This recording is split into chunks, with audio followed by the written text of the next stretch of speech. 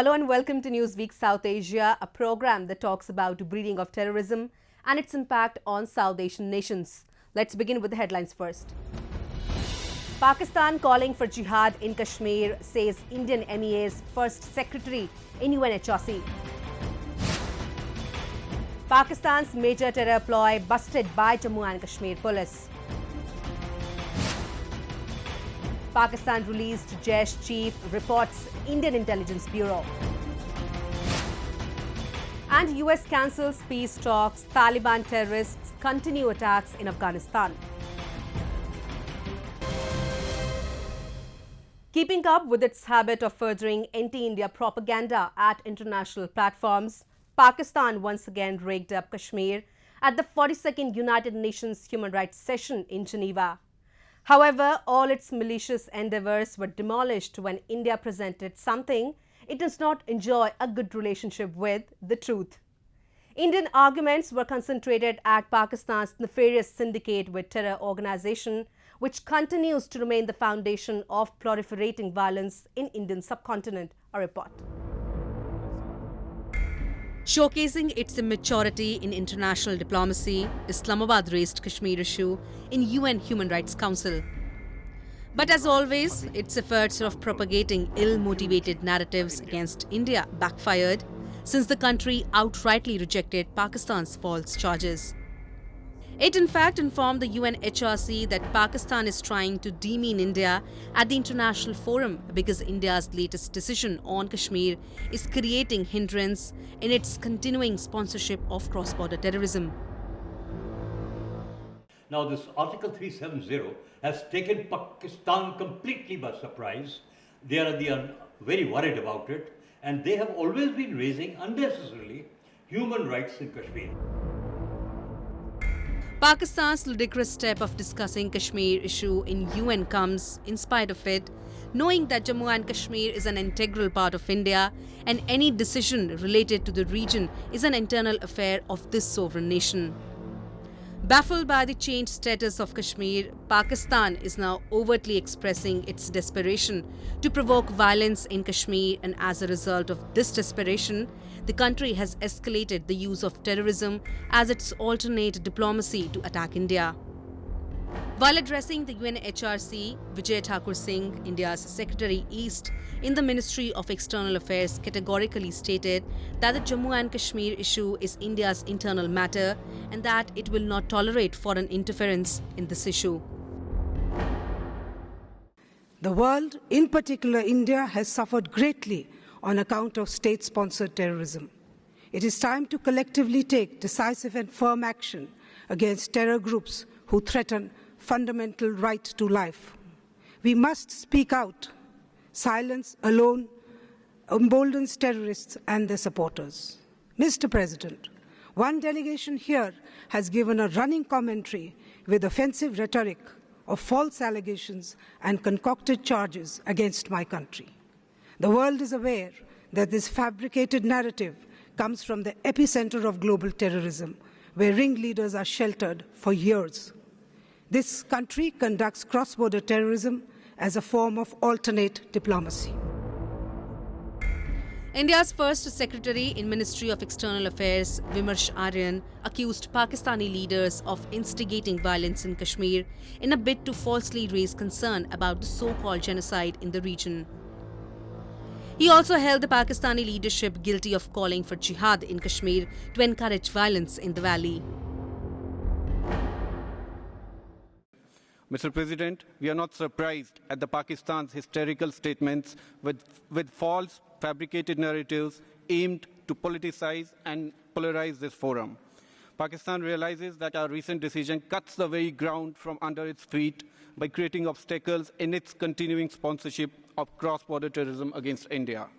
In this desperate mind frame, some Pakistan leaders have even gone as far as to call for jihad and to encourage violence both inside Jammu and Kashmir and in third countries, in order to paint a picture of genocide which even they know is far from reality. While Pakistan is trying tooth and nail to convince the world about a non-existing genocide in Kashmir, Islamabad's cabinet ministers seem to have swollen pills of truth As one after another, the ministers in Pakistan government are spilling unspoken truths about Pakistan. Brigadier Ijaz Ahmed Shah, Pakistan's Home Minister, has brought a major embarrassment to Prime Minister Imran Khan by admitting that Pakistan has spent billions of rupees on proscribed terror outfit Jamaat-ud-Dawa to attach them to the mainstream. The admission has come just days after Pakistan's Prime Minister Imran Khan revealed that his country has about 30 to 40,000 terrorists who have been trained and fought in some parts of Afghanistan or Kashmir. Rejection, desperation, and terrorism are the three most appropriate words to describe Pakistan in the contemporary global scenario. Having faced humiliating rejections from its foreign allies on Kashmir issue, Pakistan is desperate to launch noxious attacks in Kashmir, and in a bid to execute its evil intentions, the country has escalated its terror-related activities in Kashmir. Viewers, this report by Newsweek South Asia will tell you all about Pakistan's ongoing terror conspiracies that are solely aimed at disrupting the prevailing peace in the valley. Various intelligence inputs are suggesting a possible terror attack on Indian army camps. This week, a major terror plot by Jaish Mohammad was thwarted by Jammu and Kashmir police as they arrested 3 suspected Jaish terrorists from Jammu's Katwa district. The terror conspiracy was hatched at the behest of Pakistan to cause disturbances in Kashmir. Police and intelligence agencies are working on various theories, including possible nexus between various Pakistan-based terror outfits to smuggle weapons from Pakistan and then shift them to Kashmir in view of high state of alert along Jammu and Kashmir following abrogation of Article 370. इन 3 लोगों को हमने गिरफ्त में ले लिया है, उनकी पूछताछ चल रही है और साथ ही साथ ट्रक की सर्च चल रही है। ट्रक की जो इनिशियल सर्च हमने कंडक्ट की है, उस सर्च में हमें अभी तक 6 वेपन, 180 एम्यूनिशन राउंड्स और 6 मैगजीन्स मिले हैं। अभी तक की जानकारी के अनुसार ये जो 3 लोग अरेस्ट हुए हैं, उन लोगों का ताल्लुक proscribed terror organisation Jaish Mohammed के साथ है। Police identified the 3 terrorists as Ubaid-ul-Islam, Jahangir Ahmed Pare, and Sabil Ahmed Baba. All of them were working at the commands of their warlord from Pakistan.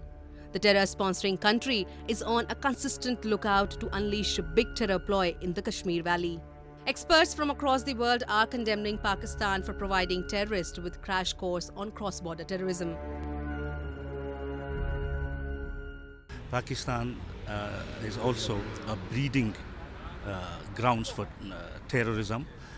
You name any terrorist groups, Lashkar-e-Jangvi, Lashkar-e-Tayyiba, God knows, Taliban, ISIS, they're all well-nourished, they were well-trained, equipped and sent across the borders or across to the rest of the world. And their political leadership is claimed that they are assets. It's not now, it's an open secret. Pakistan stands on the verge of getting blacklisted in FATF. Still, the fundamentalist Islamic country continues to export terrorists in Kashmir to carry out mass persecution of innocent Kashmiri civilians. Last week, Indian security forces in Kashmir neutralized a member of Lashkar-e-Taiba, a Pakistan-based terror outfit who was accused of attacking the family of a fruit trader. Following the attack on the family of a fruit trader by terrorists, the forces apprehended 8 Lashkar terrorists who were involved in threatening and intimidation of Kashmiri locals. The presence of large number of terrorists in Kashmir is facilitated by Pakistan as it supports the terrorists to carry out terror attacks in the valley. Pakistan stands accused of funding or aiding or colluding with terrorism within its own state and exporting it abroad. The international community must take a stand. Pakistan is a rogue state. Until it ceases its human rights violations and its collusion with terrorism by cracking down on fundamentalists and extremists, then the international community should institute economic sanctions and break diplomatic relations with Pakistan. Following its diplomatic failure on bringing Kashmir to discussion at the World Forum, Pakistan's deep state, that is the ISI, and the Pakistan Army is now desperate to launch large-scale terror attacks in Kashmir. The diplomatic humiliation has emboldened the relationship between the terror groups and Islamabad's deep state. Hence, the military and ISI-run Pakistan government is providing huge funds and facilities to terror groups to run their terror camps in Pakistan-occupied Kashmir.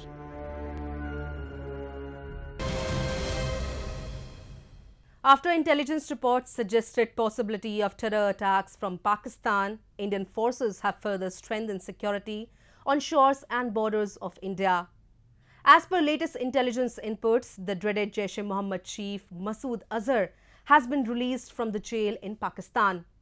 There are apprehensions that the terrorist has been directed to prepare for terrorist attacks against India. We have a report. According to an intelligence input, Pakistan has released Jaish-e-Mohammed chief Masood Azhar to carry out terror attacks in India. There are also reports of Pakistan's plan to carry out a big action in Sialkot, Jammu and Rajasthan sectors in the coming days. The Intelligence Bureau has alerted the Indian government about the deployment of additional Pakistani troopers along the border near Rajasthan. Pakistan continues to be up to tricks. Ever since we abrogated Article 370 and 35A, Pakistan has been absolutely on the back foot. Pakistan does not know what to do and how to act and how to react. They want to create huge amount of chaos and mayhem in Kashmir. They are not succeeding. So they have now released Masood Azhar, who is an internationally known terrorist. In fact, instead of being in jail, which they have been telling the international authorities and FATF that he is behind bars, actually they have secretly released him with a view to cause chaos and mayhem in Rajasthan and opposite Sialkot and Jammu region. Pakistan Prime Minister Imran Khan had earlier made a statement that the Pakistan would give fullest possible response to India's moves in Jammu and Kashmir. The comments by Khan, who said there was a risk of India-Pakistan war, came on a day Pakistani Army Chief General Qamar Javed Bajwa said they were prepared to go till any extent. This entire issue must be viewed in the context of Imran Khan's statement, where he talked of India-Pakistan confrontation to threaten the world, and also the Pakistan Army Chief's statement saying that they will support Pakistan till the last man, last round and last breath. So perhaps, looking at the intelligence input, it appears that Pakistan is trying to create some major problem either in the Sialkot Rajasthan sector or in Jammu area. The intelligence inputs seem to hold enough water, since Indian Border Security Force had also found 2 abandoned mini boats at the Harami Nala Creek area of Kutch abutting Rajasthan and Gujarat a few weeks ago. After an extensive reconnaissance carried out by border security forces, the suspicions were cleared off, but as a precautionary measure, security has been strengthened up further on the Indian shores. Pakistan तो तैयारी कर रहा है, जो अजहर मासूद पुलवामा के time से हिरासत में था, उसको आज छोड़ दिया गया है कि आप तैयारी करो आतंकवादी हमलों की। हाफिज़ सईद को भी बोला गया है, हिजबुल मुजाहिदीन के लीडर्स को भी बोला गया है। तो पाकिस्तान पूरी तैयारी कर रहा है। भारत का काम है इस मौके पर उनको पूरा एक्सपोज करें। जो एविडेंस हमारे पास है उन सबको दुनिया को पता लगे कि पाकिस्तान आतंकवाद हमले की तैयारी में है। For last 1 month, India has received a series of intelligence inputs regarding possibility of terrorist attacks by Pakistan. The Indian security forces on high alert have left no stone unturned to ensure the safety and security of the Indian borders. On the other hand, Indian External Ministry has been keeping Pakistan on tenterhooks, highlighting its nefarious episodes of planning terror attacks against India.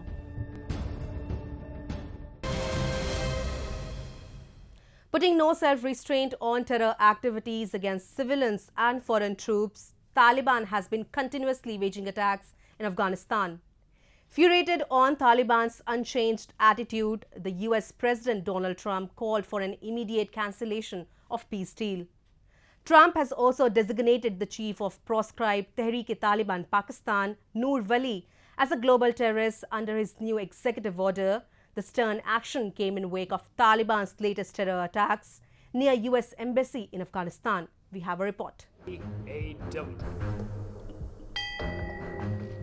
Just minutes into the anniversary of infamous September 11 attack on the United States, a rocket exploded near the US Embassy in Afghanistan. Although no casualty was reported, a plume of smoke was seen rising over the capital city, Kabul. It was the first major attack in the Afghan capital since President Donald Trump abruptly called off US Taliban talks, which were on the brink of an apparent deal to end America's longest war. The attack on US Embassy could be interpolated to Taliban's announcement of continuing fight against United States forces after US ceased further peace negotiations.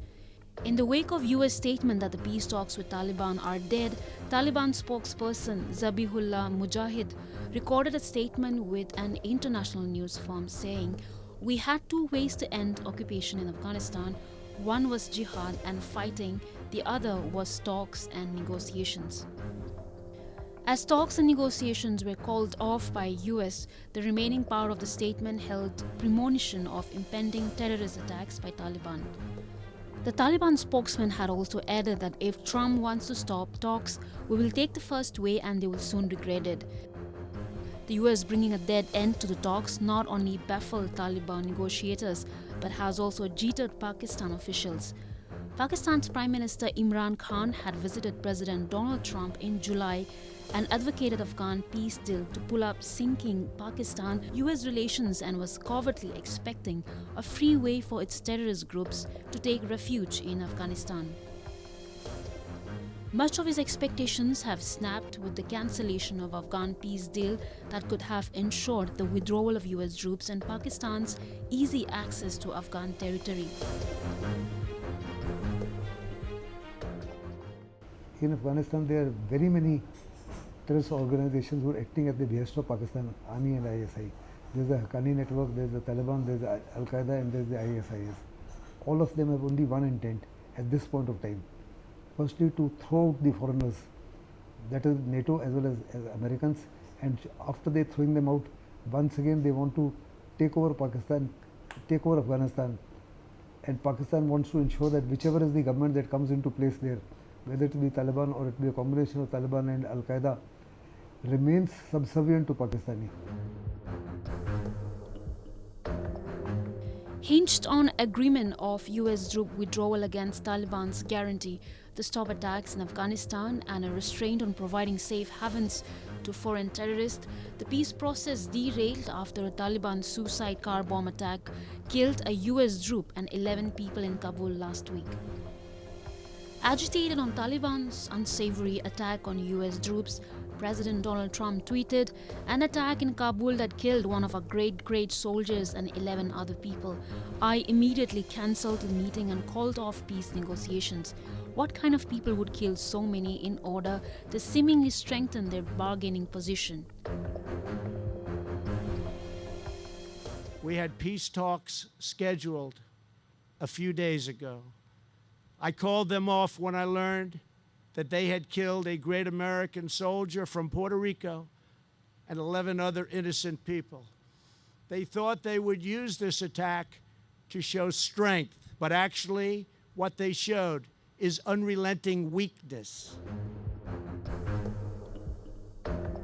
The recent Taliban terror attack near the US Embassy in Afghanistan in retaliation to US cancelling the peace talks had further aggravated the US leaders. In a stern move against the Pak-backed Taliban terrorists, the US President Donald Trump has designated the chief of the proscribed Tehreek-e-Taliban Pakistan, Noor Wali, as the global terrorist in his new executive order. The terror acts by Taliban insurgents were also condemned during a conference of United Nations Assistance Mission in Afghanistan. Syed Akbaruddin, India's permanent representative to UN present at the conference, underlined the need to address the rising terrorism situation in Afghanistan. Peace and reconciliation cannot go forward in an atmosphere of terror. There is a surge of violence in Afghanistan in recent days, including threats to the election process itself. The support and safe havens enjoyed from beyond Afghanistan's borders by groups such as the Taliban, the Haqqani Network, Daesh, as well as Al-Qaeda and its proscribed affiliates, including the Lashkar-e-Toiba and the Jaish Mohammad, must be addressed. Presidential elections in Afghanistan are just a couple of weeks away. With US-Taliban talks reached a dead end, Afghan government is up against a greater challenge of shielding the ballot process from the baffled Taliban insurgents. However, Afghan security forces would remain highly motivated as their allies are to stay with them in their fight against Taliban terrorists.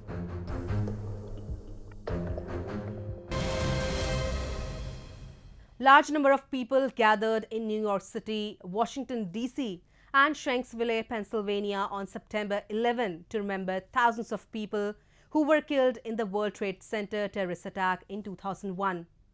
The attacks led by Pakistan-Afghanistan-based terror group Al-Qaeda brought chills down the spine of people around the globe and is regarded as the most dreaded terror attack in the history of the world. Let's trace back the cause and consequences of the Twin Towers attack in this report. Al-Qaeda leader Ayman al-Zawahiri appealed to Muslims to attack US, European, Israeli and Russian military targets in a speech on the 18th anniversary of the September 11 attacks. 18 years after the deadliest terrorist attack on American soil, the nation is still grappling with the aftermath at ground zero in Congress and beyond. Al-Qaeda, the world's most dangerous terror group, killed nearly 3,000 people on September 11, 2001 by slamming commercial airliners into the World Trade Center's Twin Towers, the Pentagon and in rural Pennsylvania. I understand them, they understand me, and you can't forget, never forget. So you can't forget what happened here on 9/11, and you still can't forget all the men and women that are still dying after 9/11. 9/11 disease, this war on terrorism. Following the deadly attack, the United States launched its war against terrorism even more aggressively. Al-Qaeda-aligned terrorists went underground in the regions of Pakistan and Afghanistan. Osama bin Laden, the architect of this dreaded terror attack, was killed in May 2011 in a surprise raid on his hideout in Abbottabad in Pakistan, ending a nearly 10-year hunt for the Al-Qaeda leader.